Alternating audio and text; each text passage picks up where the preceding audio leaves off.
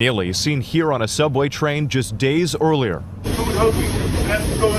Known for his performances as a Michael Jackson impersonator, Neely had been arrested more than 40 times, including for assault. Slaughter in the second degree in the chokehold death of Jordan Neely on a New York City subway train last year. Neely struggled with homelessness, drug addiction, and mental health issues. Under the second count of criminally negligent homicide, a lesser charge which carries a maximum of 4 years in prison.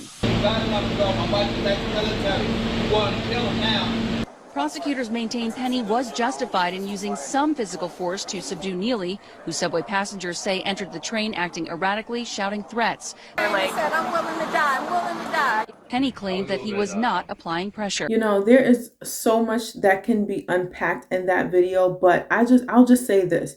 It is always disheartening to hear any story about someone who is outside of the will of God dying or being murdered. But we don't get to just disrupt the peace and safety of others, causing a scene, making threats, and not expect that there's going to be consequences. We don't get to choose what those consequences are. The problem is that America has become so weak and spineless that she forgets what a real man looks like. The problem that we see today, particularly with people on the left or the Democrat Party, they turn a blind eye to the most vulnerable, which are our children, the elderly, and women. Men are supposed to be protectors. Nowadays, a man would see another man beating a woman and won't even step in and intervene. I mean, this man was literally scaring people on the train, which, as you could see, there were also other black people on that train there. Anybody, trying to do the race bait in this situation needs to stop. Black Lives Matter needs to crawl back into the same hole that they came out of, right? Whenever a black man dies by the hand of a white man, justifiable or not, it don't matter for them. It's another, tactic for them to be able to get money. As we see all of the money that they raise up, they don't even go towards helping the victims or the families of those who have passed away. They pocket the money themselves. But regardless of that, this man did not have to go out of his way to step in and protect those who were on the train. He could have said, you know what, I'm skilled, and if he touched me, then I'll handle business. But when a person starts saying that they don't care if they die, guess what? If they don't have any regard for their own life, they have none for yours or anyone else's either. This man held him until help arrived, which was the right thing to do because he could have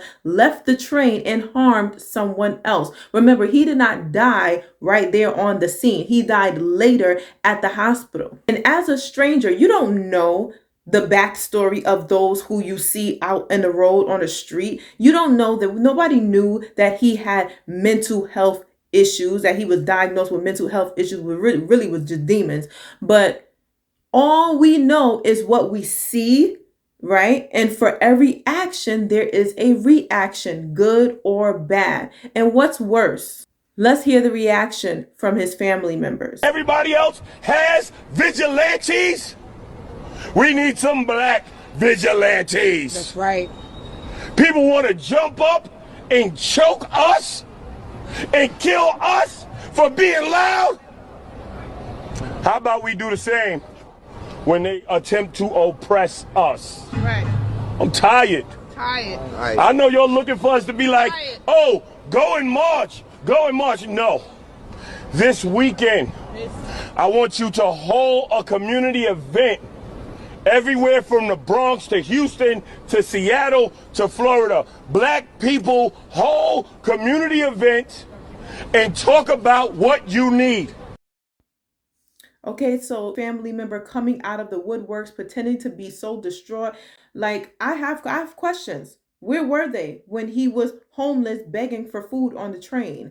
Like, why weren't they this upset? Would they have been this upset and outraged if he died of hunger? Like, I don't buy it. I think that it is a money-making thing. Who knows what is happening, the family dynamics and things of that nature. He's saying that, he's talking about we need vigilantes and we can't be loud. Who's we? Who's we? Speak for yourself, right? we can't be loud. Sir, you're screaming in the microphone. No one is choking you or anybody else who's going about their lives, not bothering or threatening the safety of others. With that, I'm glad that the guy was not charged. Hopefully this will encourage others to not turn a blind eye to, danger or anything like that. When they see someone else in danger, that they don't just go about their own business. The Bible talks about this. In the last days, people will become lovers of themselves. Oh, I'm just here. I'm worrying about myself. I'm concerned about myself. If it don't apply to me, whatever. Oh, I see you. You over there getting stabbed to death. I'm just going to turn a blind eye. That ain't my business. What? Thank God for that man stepping in, because Lord, who knows what could have or what would have happened had he not stepped in. That said, let me know what you guys think in the comment section. Like this video, share this video, and subscribe to me on YouTube. Also, click the link in my bio to sign up for my newsletter so that we can stay in touch. God forbid anything happens to these apps. That said, you guys be blessed in Jesus' name.